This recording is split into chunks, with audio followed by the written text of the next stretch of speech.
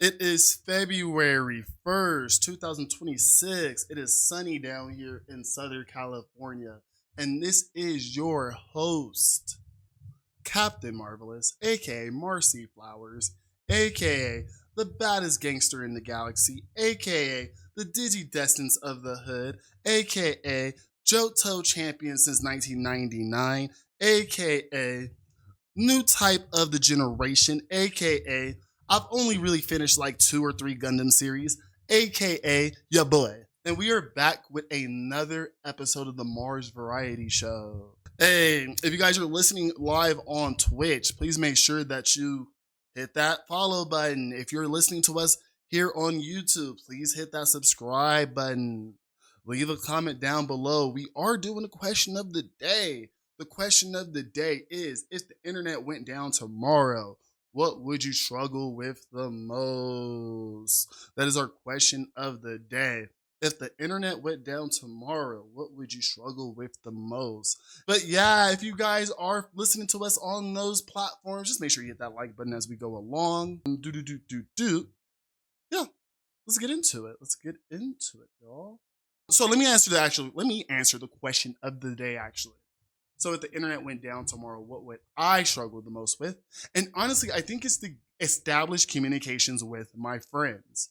We were saying way earlier how like we really do live in a society where group chats are group chats is how we stay connected. I think I talk in group chats more than I actually send one-on-one text messages to some people. Like my close friends, we definitely talk in our group chat more than we talk one-on-one sometimes. When you're talking to like romantic partners, you know, those things end up becoming group chats with your other friends. And then when you're a part of like nerd communities or bigger communities, you know, group chats are how people stay together. But I mean, when the internet goes down, that's going to be the biggest problem for me, actually. The biggest problem is going to be trying to establish some type of communication with your friends. You're definitely going to have to get like walkie-talkies. You're definitely going to have to find something. But it's going to be difficult. It's going to be difficult. I cannot think of a world before the internet where you could send a message and it could just sit with a group of people. Like you could send letters one-to-one. You can have walkie-talkies for instant conversations. But I'm thinking like there was no way outside of like putting like a letter in the forum for everyone to see for you to really mass communicate with people. And that's going to be difficult when the internet goes down. But, that's my answer. What's yours? Put it down in the comments down below, y'all. So, let's chit-chat. Nickelodeon. So, today, actually, where is the show? Wonder Man, let's talk. So, we're gonna get into a deeper conversation about, sorry, y'all. How do we do this back? Oh, no. Order. To the bottom. Sorry, guys. We're going to have to definitely cut this part out. There we go. So, Wonder Man. We are going to get into a deeper conversation about Wonder Man much later in this stream, much later in our podcast. But I do want to kind of have the top level conversation of, is this what Marvel needed to do? So as you know, Wonder Man dropped all its episodes this week. An 8-episode series under the Marvel Spotlight banner. And for people who don't know, the Marvel Spotlight banner is supposed to be like more human stories, more grounded stories, not really connected to the bigger MCU, which is cool. Like we don't need everything to connect to the big Avengers movie or the big Connector movie. And Wonder Man is that. It is the show that we're watching Simon, a superpowered individual with a lot of anxiety, undiagnosed mental health issues, trying to become an actor, something that he really connects with as a person. And we're watching this journey with Trevor, the guy who played the Mandarin in Iron Man 3. It's a celebration of acting, movies, superhero movies even, and what it really does mean to people. It's just a really good show overall. And the cool thing about it is it's not like super action heavy. There's a couple little bit of scenes, a little bit of roughing them up. And Simon does use his powers a little bit, but there's no true like villain, no bad guys. And it's just a story about like trying to connect. And is this what Marvel needs to do? Does Marvel needs to do more of these spotlights? Because I feel like this is where the bag is at. And I say that I'm gonna try to think open real quick. Because I did see a couple of days ago that somebody was talking, like The conversation about like manga versus comics was up. And a lot of people were talking about how manga is just such a diverse genre. Like you can pick up a manga and you can watch something about like there's this one about like smoking a cigarette with your coworker in the back of the convenience store during your breaks. There's so much slice of life anime, and I think that's what's really connected with like the American audience and the Japanese audience because it's just booming out there. And as anime is growing out here in America, I hear more people. I'm talking about girls, kids, teenagers, talking less about the show and stuff and more about like Spy X Family, I guess, which is showing Jump. Spy X Family, Fearin'. I'm trying to think. Dress Up Darling. Komio Couldn't Communicate was a big one over the last couple of years. Just these more slice of life stories. And I'm thinking this is what Marvel needs to do a little more. They need to tap into that. Tap into the drama. Tap into the human element. And I think this Wonder Man show is that thesis statement. You're going to hear it a couple times when we get a little deeper into it. But in a world where superheroes are so action focused, I think we need to start taking these heroes and start telling more human stories. Start telling more stories about overcoming, personal grief, personal anxiety, personal struggle, and the supernatural elements that could come a part of that. And my only real spoiler about Wonder Man is that's what his powers are tied to. They're tied to a sense of not being able to connect with himself, even though he can connect with like the understanding of words. He can connect to the artist's intent to a lot of his acting scripts. But it's hard for him to connect with himself, which makes it hard for him to explode as an actor. And I really like those connective threads. So yeah, we'll talk a little bit more about it a little bit later. But yeah, I'm really liking what Marvel did with this show. Now, I'm of the person, like, I'm very big, like, I really do like Marvel stuff. I thought She-Hulk was good. And that's what we were supposed to talk about. Darn it. Yeah, hold up. I messed this all the way up. Because we did have a game today, y'all. But no, let's talk about Marvel shows and let's rate them real quick. And I'm not going to take super long on this. So we got S, A, D, not watched yet and never going to watch. Because some of these things I am never going to watch. And we're going to kind of rapid fire through this real quick. So let's start with the OG number one. Oh, dope. WandaVision, A tier. WandaVision was such a home run of a show when it came out. The first episode really played on that weekly method that streaming shows started getting into around that time. And it really started like it had really good cliffhangers, making you want to come back every week. The premise itself was great. Watching the Scarlet Witch develop her powers through grief, through the loss of Vision, seeing Paul Bettany come back as Vision, and seeing the creation of White Vision. I did not do a spoiler warning before this podcast. WandaVision was a very good show out the bat. And I really wish that they immediately went into the White Vision story arc. Like they played off the success of this and they just gave us Vision Quest very soon after. But we will talk about these characters very, very soon. After that, so hold on. So yeah, WandaVision, good show. After that, Falcon and the Winter Soldier. And you know what? As I'm doing this tier list, I realized I do kind of need to add a row. And it's gonna be, I'm gonna call it, I wanna make a side tier like mid-city. Because even though I may like a show, I know that it's not the best all the time. And I think we can admit that. Let's change these colors real quick. We can admit that some things are just fun because we like them. So mid-city would be Falcon and the Winter Soldier. I like Falcon and the Winter Soldier. Falcon and the Winter Soldier. I think it's a really good like extension of Bucky and Sam. I think Sam deserves the shield. And I think this was a cool little precursor to Captain America Brand New World. What I think this one suffers from is that it doesn't have the same cliffhanger pizzazz that WandaVision has. So Falcon and the Winter Soldier is a little less oomphy. But I definitely think like that episode 4 with John Walker was solid. what he does with the shield is super crazy. But I understand that like this isn't the best. So I'm gonna put it in Mid City. We're gonna make a new tier for that one. Right after that, we are talking about Loki.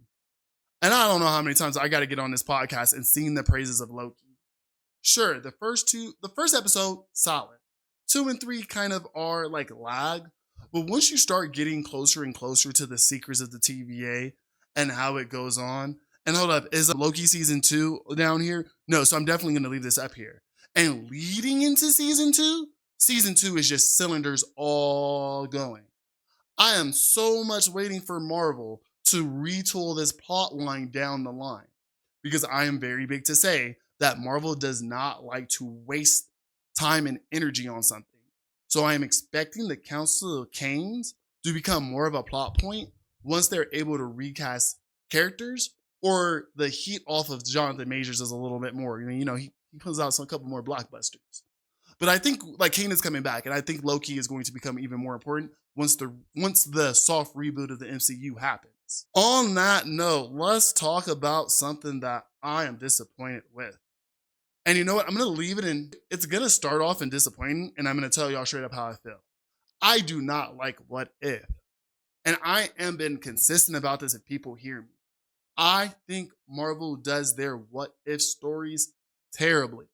And once again, they do not change that formula when they do What If. One thing that I don't like about What If, it's more of like more character swaps and not like putting these characters' ideologies or the themes in different aspects. It's not like, hey, is Captain America still gonna be the best boy ever if he doesn't have the shield? Nah, What If makes him this jokey wannabe Iron Man guy, while Captain Carter, which is a badass, does her thing.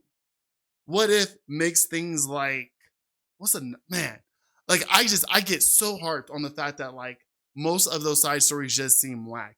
Like the T'Challa thing, like the whole entire Star-Lord T'Challa thing.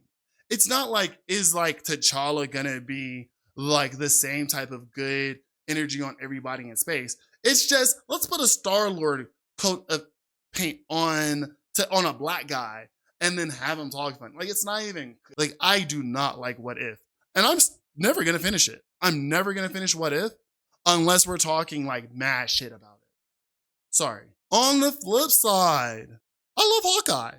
Hawkeye's a Christmas show for me. I watch Hawkeye every Christmas because I think it's that good. Jeremy Renner's good actor, goofy boy. And once again, when we're talking about like phase 4 being about like grief and struggle and a new normal, Hawkeye really does set that tone for like the Hawkeye character. I really wish it got a season 2. Hawkeye 2, I want to say Steinfeld. Kate Bishop, amazing. I love her energy. And she actually pops more in this show than she does in the comics, in my opinion. Bring her back. Young Avengers, come on. I know everyone's getting old. You guys are killing it. You guys are killing the Young Avengers dream. Oh no, I get to spend time to talk shit about my least favorite Disney show.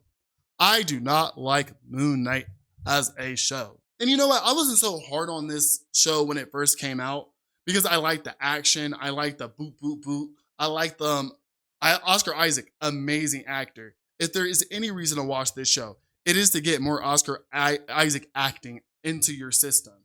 But as like to represent the character Moon Knight to a general audience, it is such a bad job. And this is one that like could be redone as like a Marvel spotlight, because it completely downplays the DID aspect of Moon Knight and what that does to, and what like having a elder god in your brain does to you. And it just touches it on such a surface level. To swap all that up for more Egyptian imagery, which don't get me wrong, I love Egyptian imagery. It's really good. But you put that in place for a story about like a condition or something that like a lot of people don't have a lot of knowledge on. And I think you kind of fumble the bag that way. Especially just using the Jake Lockley's personality as a plot twist towards the end and never giving this never respecting the property enough to give it more. This is like one of the worst things that Marvel has ever done, in my opinion. Like straight up. I do not like the Moon Knight show. Like, I don't put it on often. Like, it's not a rewatchable show for me. Like, the first episode is rewatchable, especially to get to like the end. But I don't ever go back to watch like the climax. And that's the trend you're gonna see with this list as we go further. Things that are kind of towards like the on the high mid to the S and A usually are really rewatchable. Usually have very good monumental moments in them. And everything at the bottom kind of just is a waste of film sometimes. A waste of sitting down. You're definitely gonna notice that. And but an exception to that rule for me, at least, is She-Hulk. She-Hulk is on like the bottom part of Mid-City for me. She-Hulk is on the bottom part of Mid-City for me because I like the concept of it. And it's really why I also like Wonder Man. It's this idea of like a slice of life show about someone who does not adamantly want to be a superhero, but her superpowers could help others in other ways, and her lived experiences could help the people in her main job. And I think She-Hulk was solid on that one. I know a lot of people don't like it because of the Mega Stallions working, which sounds gay to me. Like, like not that, yeah, like sounds kind of to me, y'all. Like, y'all call y'all nerds, little horny nerds, but y'all don't like, booty shaking? Come on. Even the boys, even the guys love the booty shaking. But come on, like, for me, like, the ending fumbles for me. And it's kind of just cool to see. It's also cool to see Daredevil in his yellow suit, but like, there's just nothing towards the end. Like, this needed an ending like Wonder Man's ending. Something cathartic, something good. This one was just, so it's on the lower part of mid. But something that I definitely will say on the higher part of mid, something higher than Falcon and the Winter Soldier, is Miss Marvel. I like Miss Marvel. I think Miss Marvel is a good show. It has that teen drama energy on it a lot. It does definitely feel like a Disney Channel teen drama show. If it's like there with like even Steven and like Lizzie McGuire, that's the last time I watched good Disney shows, good Disney live action shows. It just feels like a superhero version of that. And it leads perfectly well into the property that it's supposed to support. Iman is such a sweetheart. And I like that she even goes to write for this character in the comics. So she is probably one of those actors who really has an understanding of Miss Marvel and gets to shape what Miss Marvel looks like for other little girls, other comic book fans. So Miss Marvel, high mid, low A, honestly. Just so doesn't have that pop moment for me. Now, something that might just be a little more offensive than Moon Knight, we're going to talk about a little bit later, is Secret Invasion. I don't like Secret Invasion. I think it's garbage. Sorry. You waste Nick Fury as a character. You waste the Secret Invasion motif to basically nerf Nick Fury as a character. This is basically, I am going to spoil this for y'all. Like, it's basically the series that shows you that the reason why Nick Fury is such a big force in the world is because he basically has Skrull agents all over the world. And because they never fulfilled the promise that they did in Captain Marvel, getting the Skrulls a new world, the Skrulls are pissed, especially after the blip. So they're going to kind of try to take over. So really terrible show, really terrible, a terrible execution of that premise, because it could have been this big network of good and evil Skrulls trying to fight each other to protect this planet that they now have. It could have been a little more respectful to the idea of like, hey, this planet that we have is all we have. And it could have buffed up the Skrulls' credibilities in Marvel so much. But they do this to like give us 2 Super Skrulls and a terrible Nick Fury like story. Like, I just hate it. I dislike it. And honestly, this is around the time where I stopped like reviewing media so much. I started going more into gaming, started going into more like marketing stuff. Because around the time Secret Invasion dropped and I was doing like my weekly reviews on TikTok, I lost the joy of this. Like, this was Marvel's slop.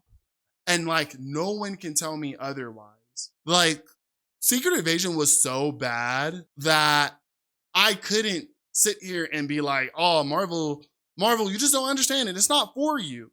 Secret Invasion was for the people, for the in-game crowd, and they fumbled it so bad.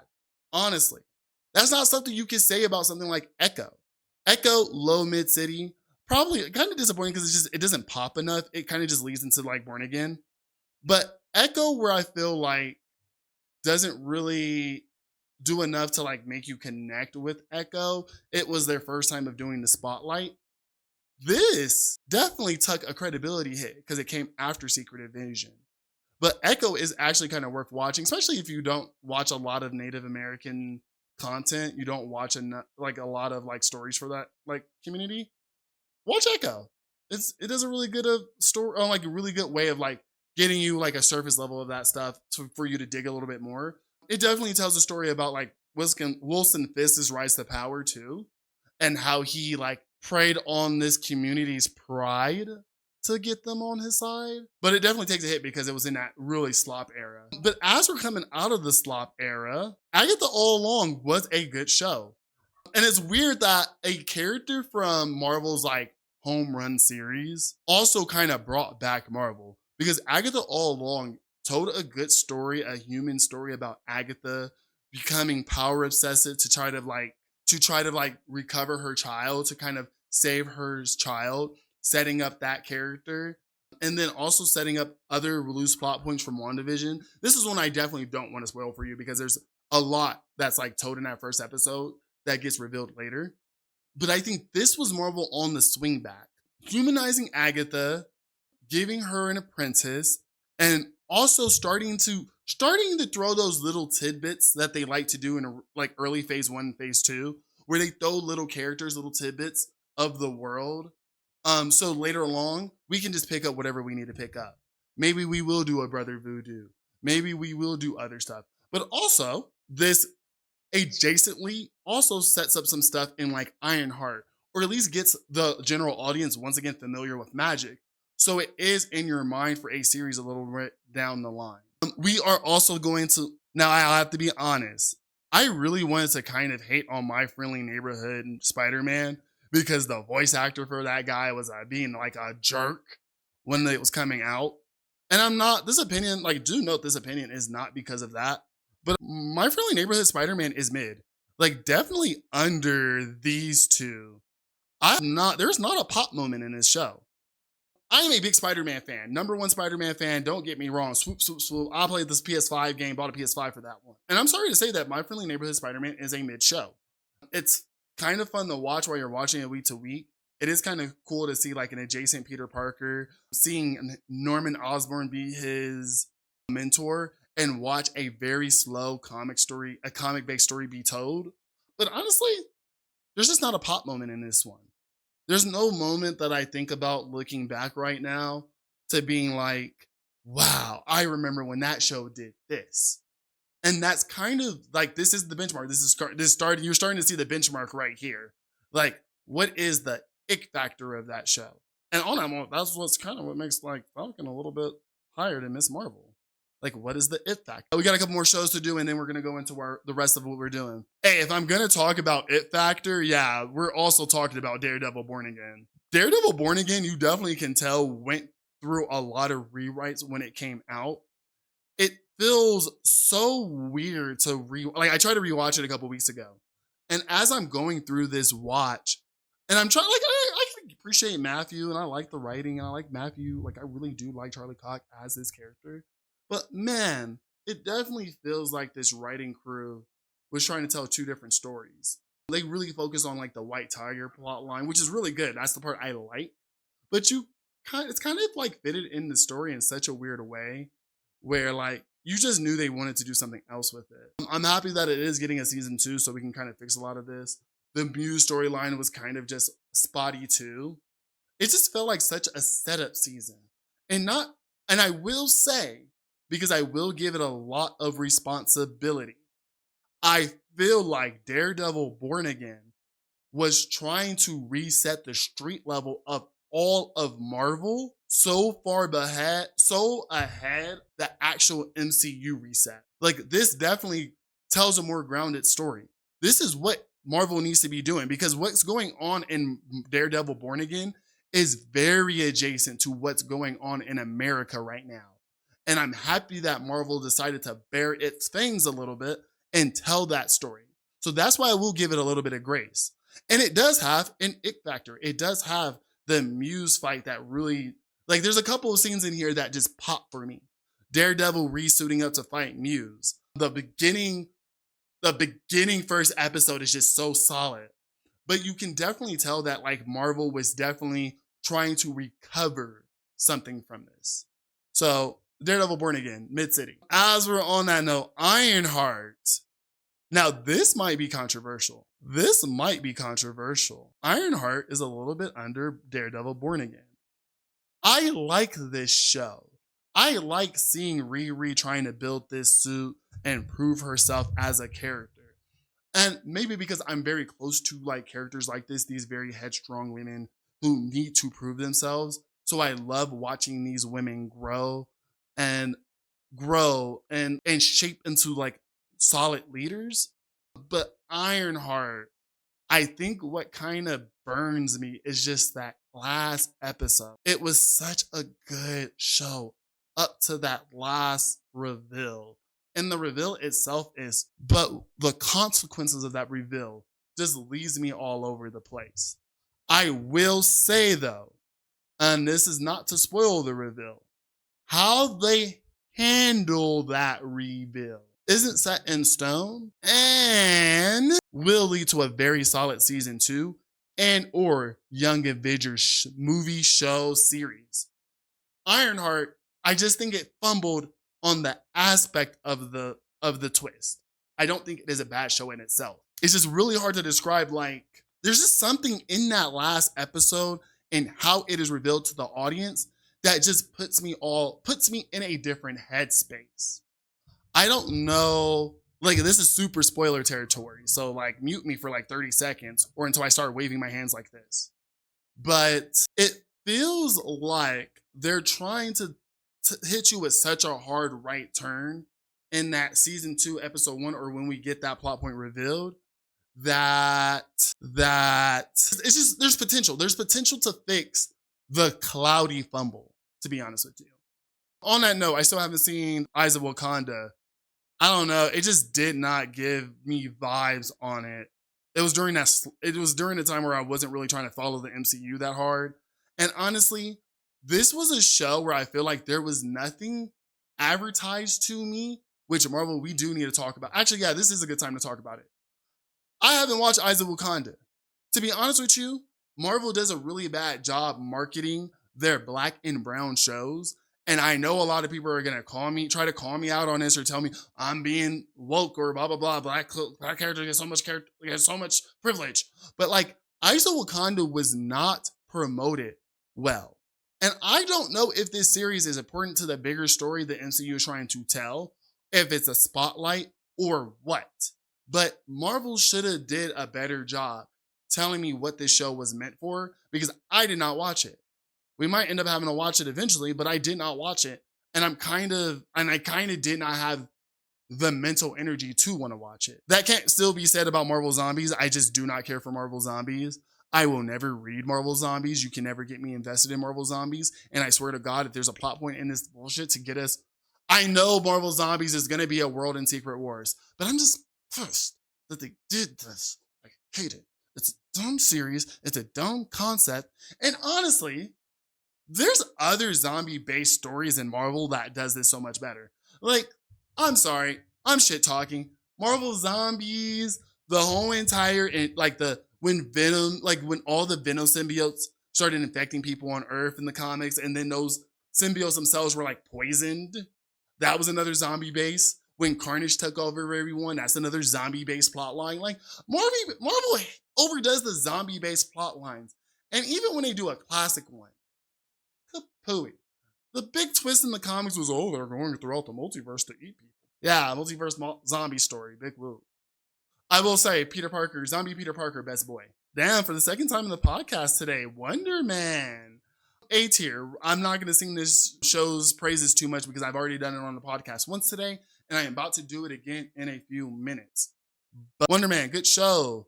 I love shows about black mental health. I love shows about black men trying to connect. I love black men shows. I love more shows where black men are just not either in the hood or doing a bunch of gangster shit. And it's really nice to watch an emotional show about someone having to connect with themselves. Good writing, love it. Trevor's also fun to see the Mandarin back out there again. Marvel TV, keep doing these spotlights now. Y'all back in the rhythm. Now, we gonna talk about an S tier spotlight. We talking about Werewolf by Night. Every Halloween season, I watch both the black and white and the color version of Werewolf by Night. This is such a good show. This is such the thing Marvel should be doing when they want to explore one-off characters. Give them one isolated hour, 2 hours, 4 hours, or whatever. Have them do their thing, have them pop up, have cool cameos of other cool characters related to them, like Man-Thing, like all the Hunters. This is Marvel in its bag. And this is what we need more of, Marvel. Give us more of these hour, 2 hour long series or spotlights on just one character and make it thematic. This one was perfect because it dropped during Halloween and you can rewatch it every Halloween. It is Chef Kiss. I love Werewolf by Night. Oh, we've done like 2 or 3 Chef Kiss today. Ooh, can we get I'm gonna have to get a Chef Kiss counter. Okay. And now we are also at the creme de la creme. We are at X-Men 97. Now, this one is a little lower than the other two because it's an ongoing series. I should honestly put it in like high A. But man, I'm just going to glaze it a little bit. If you grew up on like the X-Men show in the 90s, this is a direct continuation of that show. It literally drops back in during the time of the comics that this dropped. And what it does what Marvel does best.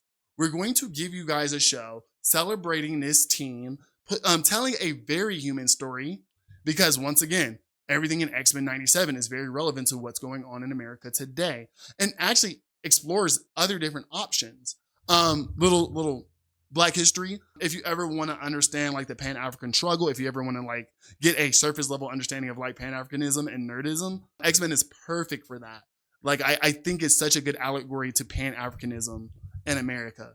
But I mean, I got too deep in that. But yeah, X-Men 97 is a good show. Man, back again, giving all the credit and stock to Cyclops, the best X-Men ever, next to my girl Storm, telling a very human story about Storm, getting her back into an amalgamation of her like 90s and 2000s suit.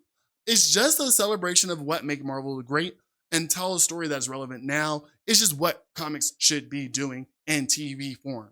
S tier show. Before we get into the thing, let's do this. So yeah, rattling off S tier shows that you can watch, rewatch, enjoy, throw on to throw on whenever. Loki, Werewolf by Night, X-Men 97. I can recommend those to anybody. A tier shows, WandaVision, Hawkeye, Agatha All Along, and Wonder Man. Those are just good shows. Good character writing. Good times. Hit City, you might like these, you might not like these. It's really due to your own taste. Falcon and the Winter Soldier, Daredevil Born Again, Ironheart, Your Friendly Neighborhood Spider-Man, Miss Marvel, She-Hulk, Attorney at Law, and Echo. Mileage may varies for who you are, but I enjoyed them. Disappointing. Secret Invasion and Moon Knight. Secret Invasion is disappointing because it takes this comic concept and just throws it out doesn't throw it out the window, but just adapts it in such a stupid and surface level way. And Moon Knight, same way. Taking such a cool and deep concept, such a crazy concept, and probably not so they wouldn't offend anybody, does that really job of telling a story, a human story, replaces all that humanness with just like imagery, with Egyptian imagery, and not talking shit about Egyptian imagery, but like it's not a story. And things that I just haven't watched yet, Sun, Eyes of Wakanda, that is out of spite. Marvel, promote your Black shows better. Marvel Zombies, Marvel stop doing zombie plot points, I'm tired of it. And What If, Marvel just stop doing what ifs. You're not good when it comes to the multiverse. Just keep doing clones. You're somehow good at that. White Wonder Man. So yeah, we've already talked about it quite a few times, and I've been kind of like beating around the bush. But yeah, Wonder Man came out this week. So first things first. Wonder Man is a Disney Plus show that came out this week exploring the character of Simon. Let me make sure I get, Simon it's a cool, like one cool thing about like these Marvel spotlights is giving like a look at superheroes we probably would never really get because of how the MCU unfolds. Like one big thing about Wonder Man in the comics is that he is basically Vision too. Like they take the brainwaves of Vision after he gets destroyed and they rebuild him into a different character. And his name is Simon Williams. He's Wonder Man. He has ionic powers. And back then, I think it was like the 80s or 90s. Back then, you kind of didn't want to you didn't want to lose that archetype of character, but that current character, that self, is kind of like run its course story wise. So you kind of just blow them up. And people love Vision, and they kind of want a Vision around still in the comics. So what they did was reform them into Simon. And then the cool thing about that is like you explore in the comics at least like what it is to be an individual with Simon, because he has the brainwaves of Vision, and sometimes Vision gets resurrected. Sometimes Vision or alternate universe Visions come around, or time traveling Visions come around. Simon is always struggling like who he is and how he fits in the world. And I think they take that big theme concept and just make it even more human when it comes to Wonder Man. I like the tagline. I had wrote like in my notes, it's a superhero show. It's like Wonder Man. Wonder Man is like a movie within the show they're trying to make. So let's talk about the actual show. So in Wonder Man, Simon Williams is an actor who teams up with Trevor Slattery, played by Ben Kingsley still, and they are trying to basically start in this movie called Wonderland. They deal with some stuff with Damage Control, where Damage Control is trying to get Trevor to basically snitch on Simon. But it explores like this very, very human story of like, hey, when you are labeled a supernatural threat, when you are labeled because you have superpowers, people put expectations on you.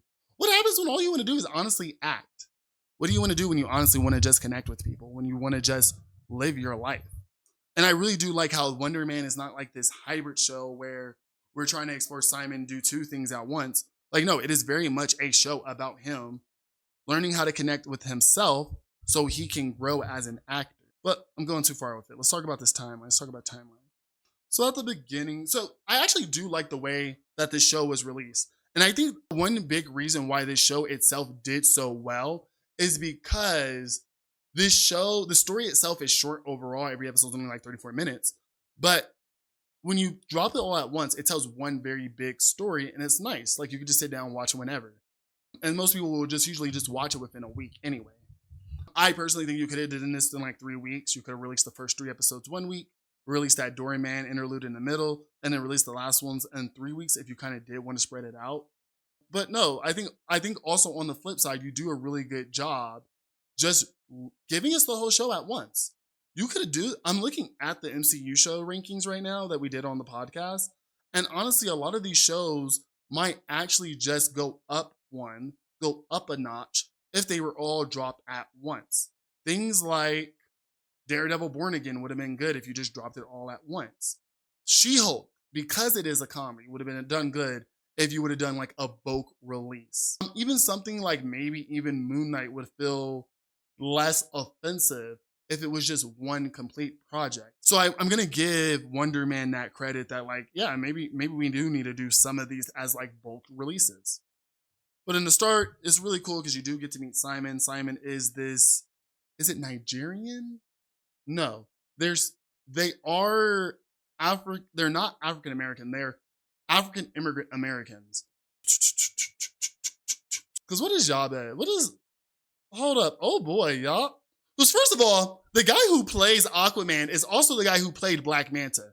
Like, let's just get that out the way. Like, I do not remember Aquaman as a movie, but I do remember Black Manta, the actor, being such a solid character. But I'm trying to figure out. So, Yahya himself is African American, comes from a Muslim dad, Christian mom, very south of America, moved to Stockton, California. But I think in the show itself, they are like African immigrants. And that does kind of play a little bit into like Simon's character. As African American, like being a little bit adjacent to that culture, you're supposed to be like a man in these cultures. You're supposed to be a provider in these cultures. And that already puts Simon, who is more of an artistic person, a person like when you get into the show, you already notice like that first scene where he's reading the script, he's trying to dig into the character. That is a talent in itself. That is a specific media literacy talent to be able to read a script and already understand an author's intent or read into subtext. And those two combinations make Simon already on the back burner in his culture because he has an older brother who is always harping on him because he's never can keep a job. He can never get land a big role, which if you are an actor, you've ever worked in the industry, you understand how hard it is to get consistent work, how hard it is to get consistent money. I used to work as a grip, and being a grip was the worst because like you would get like jobs for so long and then like your production team wouldn't get picked up for a job for so long too. So like the uneasiness of his job already puts him in the back burner. And when he meets Trevor, who is just like chilling in the theater, they kind of connect because they're just chilling in the middle of the day watching a movie. And they're both like movie nerds. Trevor, who played the Mandarin in Iron Man 3, he comes back in this show as this down and out actor. He's coming back to Hollywood for his next big break. You kind of get this sense that like, whenever you met Trevor before, you kind of get the sense that he used to be this big time actor. But this really shows like the bumpy road he was on before he even became the Mandarin, and then the repercussions of coming back. So they kind of just like meet, they hang out. Trevor tries to get him to go to the Power Man auditions, and Simon is super interested. Simon's like, I want to play Wonder Man. He watched the movie with his dad as a kid, and anyone who's watched like superhero movies as a little kid understand that excitement, how much it connects to you. So like he really wants to become the main actor for Wonder Man. But towards the end, you realize that one, Simon has superpowers, and we're currently in Hollywood due to this thing called the Dormant Act. Superpower individuals can't be actors. It kind of teases why, and you kind of do kind of get it in the back of your mind that like, you know, they have superpowers, they're gonna be health risks, they're gonna be hazards. But you kind of wonder like, why? It's kind of a teaser all around. It's kind of like one of those like trade secrets. You also kind of get towards the end of the first episode that Damage Control, you get to see some recurring characters from Damage Control from the Spider-Man movies and that whole entire thing. They're in LA, they're looking for superpower individuals, and they basically try to coerce Trevor to snitching out on Simon throughout the whole series. And I do really like this framing because, one, it really dives down the fact that like Simon is not a superhero recklessly using his powers. If he was, you know, Damage Control might have a little bit of a reason to go after him. But Simon is just an actor. He just wants to work. And Damage Control is just like they are the antagonists, basically the antagonists in the show. There's not like a real big bad. And you kind of get this idea in this first episode, you kind of get this idea that like, you know, Simon is special. Simon, there's a little thing off with Simon, but it's more of a mental thing. It's more of a allegory about like neurodiversity than anything. I do really love the setup. On the next two episodes, you kind of follow them going through the auditions and you kind of understand what Simon's struggle is. Simon's problem is like he can connect with the words on the page. He can really understand the artist's intent, really put himself into the world of the script. But Simon, like, problem is sharing himself, sharing what he's gone through his acting. And this show explores what acting really is as a job. Let me not jump too far ahead.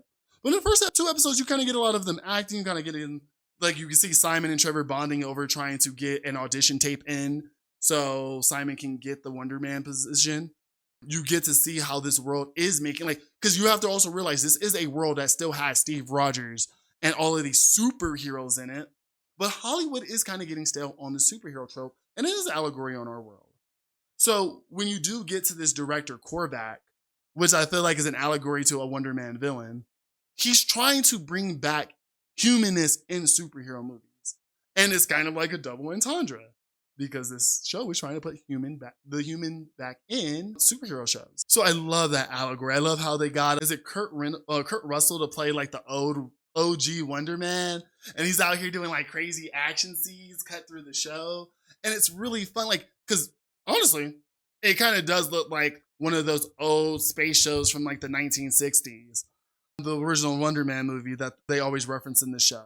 But not to devise too deep into it. Let me not get too much off of a tangent. But yeah, Simon really does need to learn how to get out of his own way so he can shine as an actor. And that's how this first part really frames it. I also like how the MCU is framing damage control as like an unregulated federal agency, something that's a little, allegorical to now. Because one big thing in these first episodes, you realize that damage control mostly because of the blip and all of these new superpower individuals popping up, that they've now got a bunch of funding.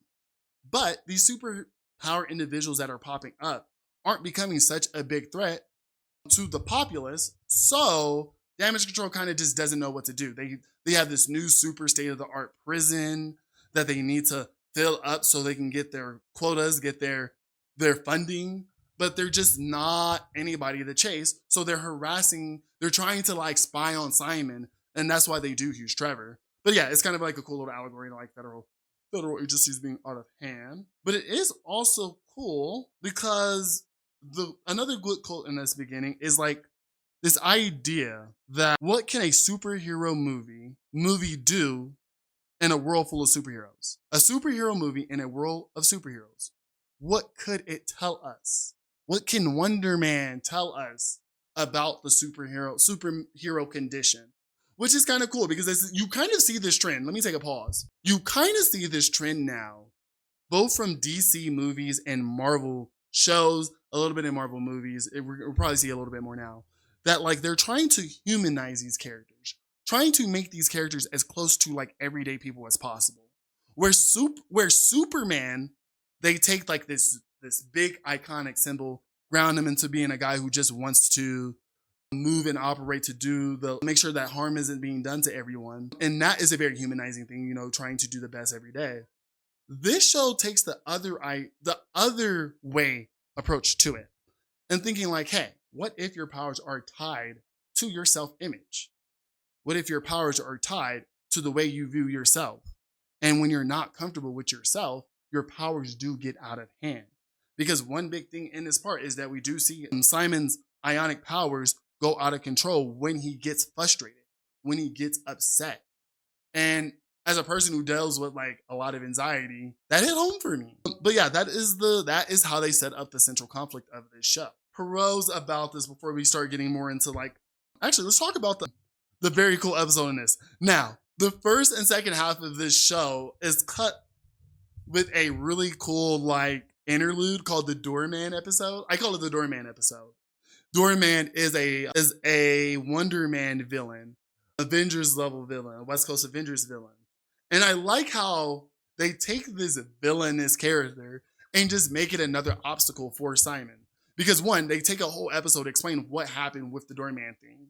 How this guy named, it is a super dramatized, it is a superhero special where they show this normal guy who worked as a nightclub owner or nightclub bouncer, and he was content with life until one day he stepped in and saved someone and then fell into some weird goo. And then this weird goo gave him the power to become a phaseable space. So basically wherever Doorman stands, people can run through that space and basically go through the solid shapes. And instead of him going out to being a superhero or becoming anything great, he ends up just becoming a movie actor. And it's crazy because they show this story of this guy who's not really equipped to be an actor, not really equipped for the fame. He's just a normal guy. Get in over his head as an actor. He ends up becoming he gets rich and then he loses all his money. He gets all these friends and he ends up becoming lonely. And on his comeback, he's all cocky. He ends up getting drunk on set. Josh Gad makes a cameo. And Josh Gad tries to run through him and then basically gets lost in his body. And this special is airing while Simon is at an audition. And basically saying that oh my God, there's also AC Slater. Mario is in this Hollywood Insider cameo. And basically AC Slater is just y'all, superpowers are going to be banned in Hollywood forever because of Doorman. And Simon just starts freaking out. And I think that's also a signify to why his powers are also kind of getting out of hand recently. Because when you're trying to hide your powers that you already don't have enough control over, you're trying to hide them even more. Yeah, you're gonna lose your snaps. You're gonna lose a little bit. So the Doorman episode is a really good interlude to the whole Wonder Man thing. And then the last 4 episodes are some of the best Marvel writing that I've seen. I'm not going to go way too deep into the plot points because you are watching Trevor and Simon go into a second audition for Wonder Man. And I'm not going to spoil what happens. I'm not going to spoil what goes on. I'm not going to spoil the ending at all. But it really does get emotional. What I will kind of focus on a little bit in this breakdown of it is kind of like the theme the second half has. And it's this idea of like, what is acting as a job? And actually, yeah, that's a really good point to kind of focus on because you do get a lot of cameos from famous actors, famous directors throughout this show. Like you get to see Joe Pesci from The Matrix. And early on in the series, Joe Pesci kind of gives his philosophy of what acting is. And he's like, bro, acting is just a job. It's just something that you're good at. You shouldn't put too much stock into it. This is kind of framed in a way where like Joe is kind of trying to warn Simon not to tie his identity to the accolades, to the glory, to the fame of acting. Because that's clearly what Joe Pesci, this character in Wonder Man, he views acting in Hollywood as. But he says this to Simon and Trevor, and this is what really really hits me, lets me know that these are some good boy characters. He says this to Simon and Trevor, and Simon just kind of loses his mess. And he's like, Joe Pesci, you're not funny, blah, blah, blah. Like, don't say that about acting. And Simon says, acting is one of the most important jobs that anybody can do. And I know a lot of people are going to have a lot of different opinions of that, but it is kind of like this show really does support that thesis a lot. It supports why you as an actor needs to show up authentically when you come to these roles. Because when you as an actor share your lived experience through the characters that you portray, it makes the audience feel a whole lot less lonely. And that was it. That's the one that hit me. That's the one that got my heartstrings tugged. I really do like how Wonder Man frames the job of acting. And I like how Trevor frames it. He says that acting is one of the most important jobs that a person can do very early in the season. And then he reinforced that with, when you as an actor share your personal lived experience through the characters that you portray, your pain, your hopes, your dreams, your sorrows, when you portray that, when you put your personal experience in those characters, you're making the audience feel less alone in their fear, in their pain, in their experiences. Because that's what acting does. Acting puts a mirror up to the world, reflects it for the audience, and gets us to process it. And I thought that was just a beautiful, beautiful thing to say in this show. I really think Marvel might be back in his bag when it comes to writing. I think the diversity, like trying to diversify the genres that they were putting out through the years, was a very good plan. And I finally am happy to say that they are in a rhythm now with these shows. I would love to see a Wonder Man season 2 come out. I would love to see Simon appear in other things. And you know what? I even wouldn't mind if Simon did have somewhat of a hero's journey. Maybe we do get to see him suit up one day. I wouldn't be too surprised. I wouldn't be too upset if he became a real life superhero.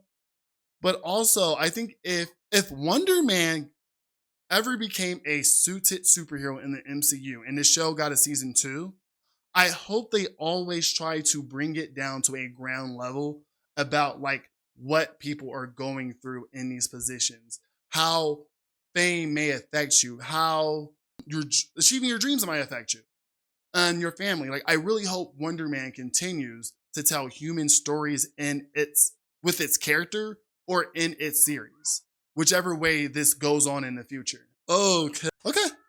We got one more thing and then we're done for the day, folks. Ooh, we're making really good. We're making really good things. Ooh, I forgot to do current events.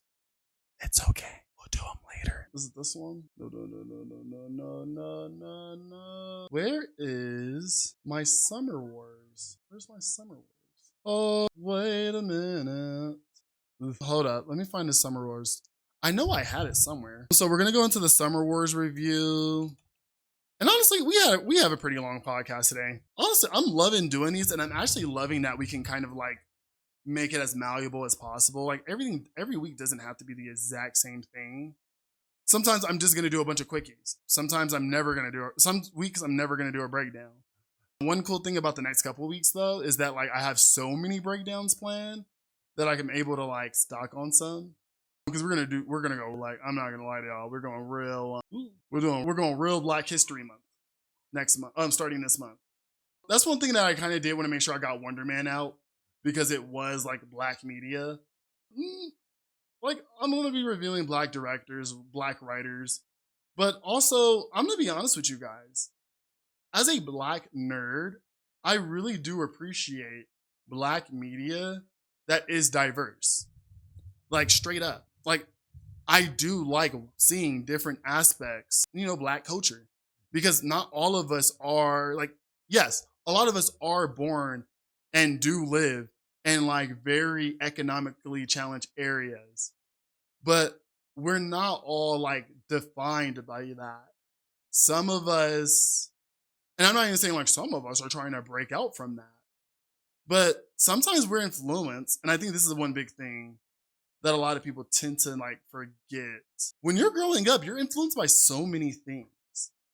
And then when you grow up, you're kind of like de-influence a lot of stuff. Like as a kid, like there's so many gangsters I know who like nerd stuff.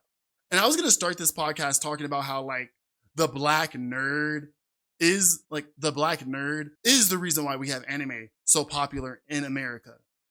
Like there's no denying what the black nerd, what like hip hop and black nerdom and how hood embracing the anime expanded it. That's what I was trying to say. How like Black culture embracing anime in all aspects of its art helped it grow.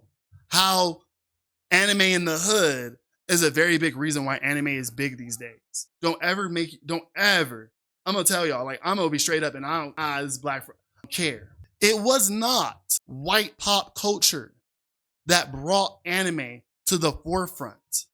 It was Black nerd culture. It was hip hop. It was hood culture. It was the Hispanic people watching Dragon Ball Z every Saturday night on Toonami. It was the Black people watching Samurai Champloo and indulging in the Black references in Samurai Champloo and Cowboy Bebop. So first and foremost, you will always hear me say Black culture, Black nerd culture, elevated anime culture here in the States, first and foremost. But on that note, let's talk about something very traditionally Japanese. So as you guys know, last week we talked about Digimon the movie, which was basically an amalgamation of the first 3 Digimon movies brought to America. And I very much hammered home in that review how, one, a lot of the story elements from even those Digimon movies were taken out to fit into like an hour and a half series, but also how the director took the elements of those stories and repackaged them later down the line. And one of those not repackaging, but another one of those retellings is Summer Wars 2009. So, Summer Wars 2009 takes many of the plot points from our war games and reframes them to tell a very similar thematic story with a much larger ensemble cast and grounding it much more into like the human elements. Instead of us following like a group of teenagers and their digital pets in one room, this film centers on a large Japanese family, a math prodigy brought into their world, and a digital world that is essential to everyday life. With a major plot point focused on like the rogue American AI love machine, Summer Wars tells a story of a family coming together to overthrow a threat that they don't fully understand or recognize, but through the bridging of traditional and modern values, overcome it. So real quick, let's talk about these characters, let's talk about this plot. So, we follow Kenji Kozai. He's a shy math prodigy living in 2009. And he is a debugger for this digital atmosphere, digital infrastructure called Oz. Oz is very integrated in everyday life, almost to the point like how like social media is for us. Financial reports are run on Oz. Medical reports are run on Oz. Traffic systems are run on Oz. Oz is very integrated in this society. But we'll get back to that. Kenji has a crush on Natsu. Yeah, so you meet Kenji, you meet Natsu, you meet their homie. But when Natsu comes up to Kenji, she asks him like, "Hey, I need you to come do me a favor. Would you come with me for a few days to my family's house?" And you follow Kenji as he is pressured to being Natsu's pretend fiance, and he is thrown into the very big Jujuki family. Very quickly, you meet all of these people, but a very big focus on it is the grandmother, Sake, the matriarchy of this very big family. It's really cool because as you see this, like you see Natsu take Kenji up north for a few days. As they're on the train, you get to meet one of Natsu's aunts who's already who's traveling that way with her kids. And it's a very fun way of doing exposition because what you're basically seeing is like basically what you would do if you were with your friend getting caught up with your family. Hey, you're about to go meet Uncle Joe, this uncle, and this uncle is married to this auntie, and this auntie are going to be with these kids. And it's very fun way of doing exposition. And once you get to the house, that explainer's done again, very naturally, very fun. And it really does visually tell you who all these people are, this very big family. I was very much talking about how this very big family makes me feel makes me feel very much like big Southern Black families, how all the aunties and uncles are coming to grandma's house to celebrate grandma. It just brought cozy vibes to it. But as Kenji is getting settled, that night, as he's doing his Oz work, a mysterious math puzzle is sent to his phone. And Kenji, being like that math prodigy, sparks start flying in his hand and he starts solving the math puzzle. Once he solves the puzzle, he shoots it off and knocks out. But by the time that Kenji wakes up, he learns that Oz is in a global crisis. Oz is in a global crisis. What we learn is that Kenji is being framed for causing the chaos in Oz. An AI called Love Machine has hijacked his account, his admin account, and started messing with the infrastructure of Oz, messing with government records, business records, public service situations started being malfunctioned. And Kenji is being blamed as a cyber criminal, even though he did not. I like this part because Kenji starts getting real freaked out. He starts getting freaked out and the family is all trying to react. The little kids are the first one to notice that Kenji is the criminal and they start messing with him. We also start to meet Kazuma, which is one of the quieter cousins in Natsuki's family. He's always on the computer, which is point of a hint. But while Kenji and Kazuma are trying to group together and figure out what's going on in Oz, the little cousins are messing with him, teasing him. The older cousin, who is a cop, handcuffs him and messes with him. And that's when you kind of start realizing, when the older cousin takes Kenji away, you start realizing that all the infrastructure is mixed up. But I also realized that every group of cousins have a distinct personality. You have the cop cousin who's very much like, Natsu's my little cousin and I'm not going to let her mess with any boy who I don't approve of. And then you realize that all the little kids are very close. They're very sweet together because they're all close to age. Kazuma, very good storytelling. Kazuma is he's very much older than the little kids, but younger than Natsu. So he's very much by himself, which is very good visual storytelling with the family.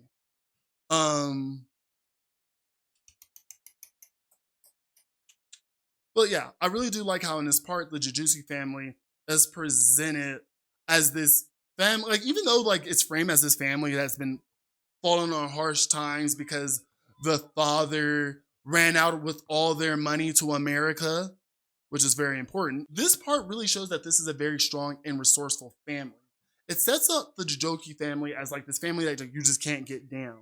And you really see why Natsuki does not want to disappoint this family of diverse and accomplished people. Once we start to get to around Act 3, Love Machine's attack starts escalating and starts destroying things.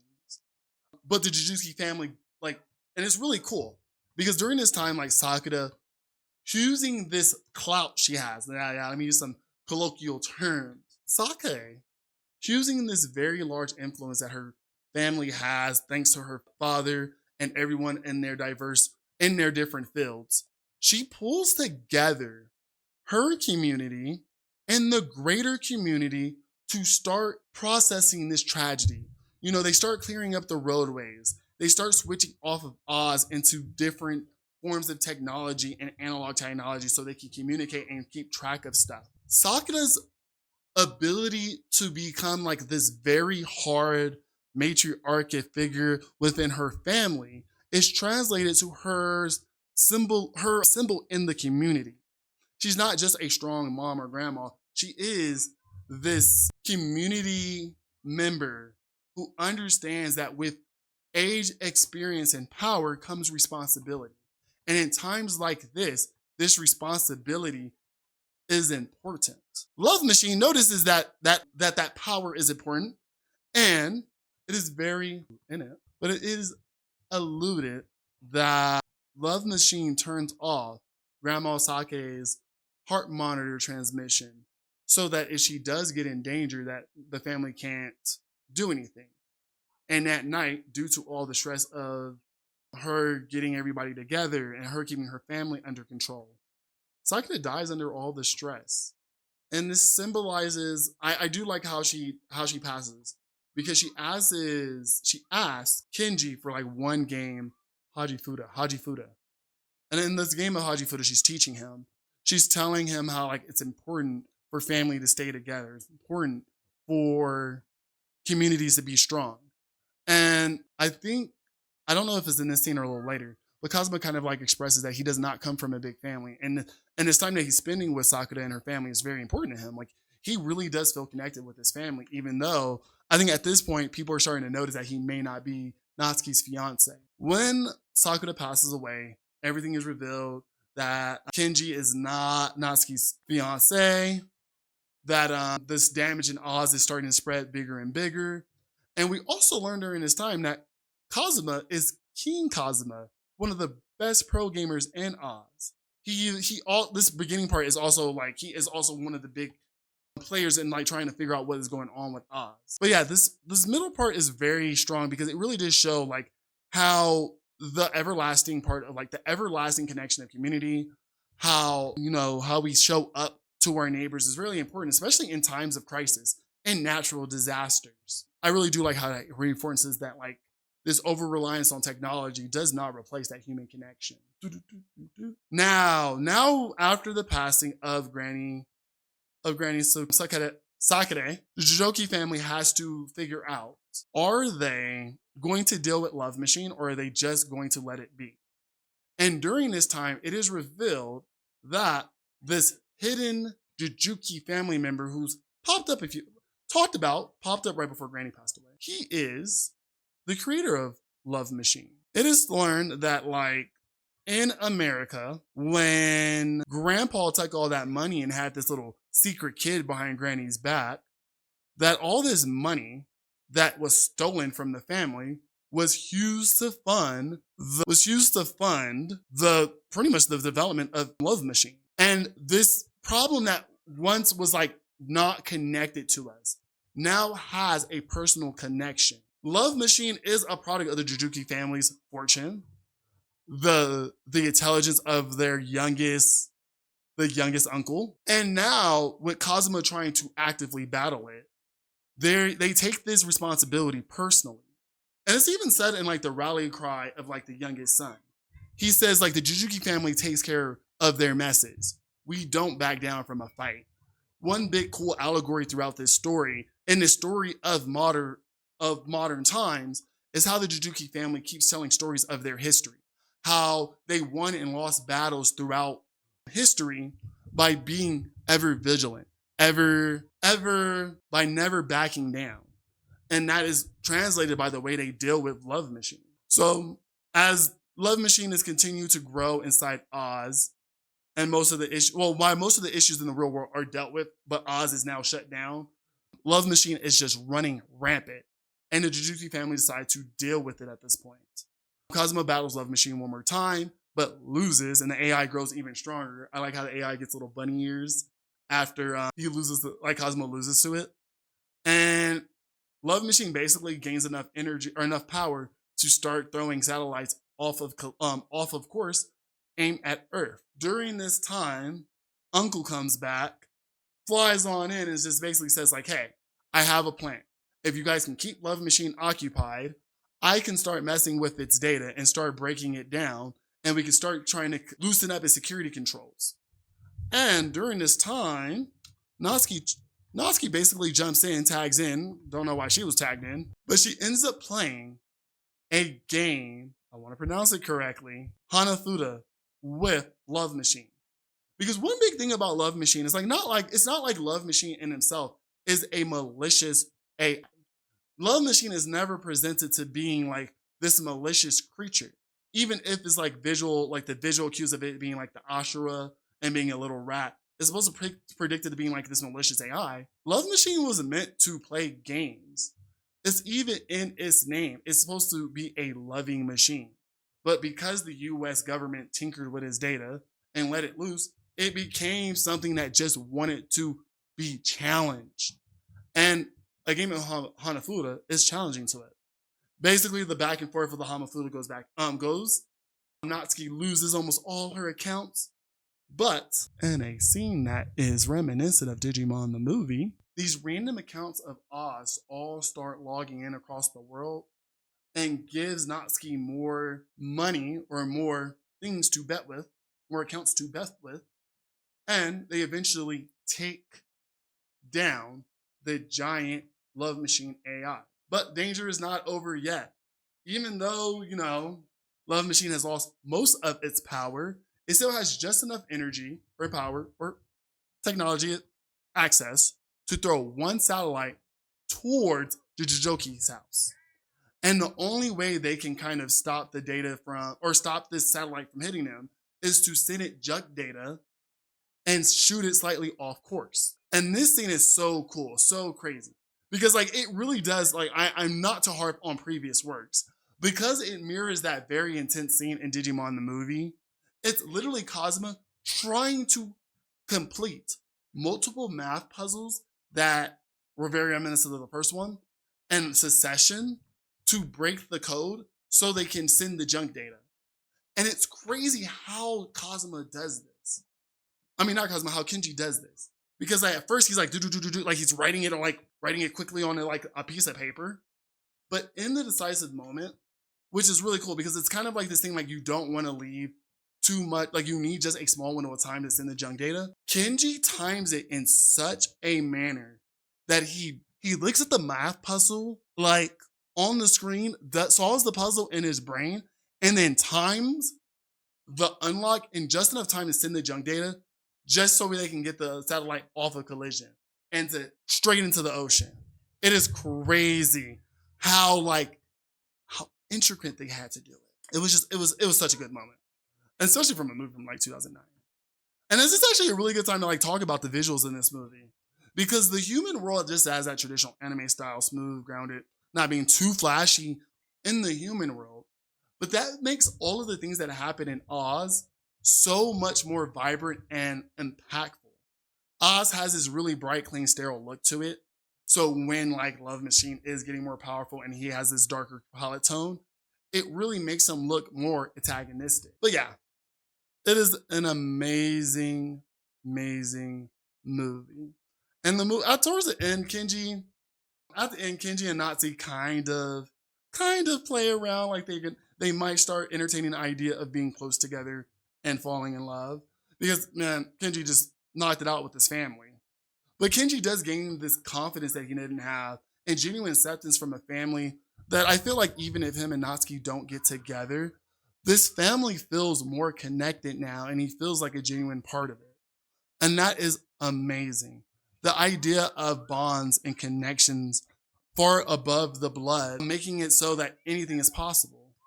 It's this film really does argue nothing can really surpass the human connection and human spirit when it comes to authority, work, family roles, and community presence.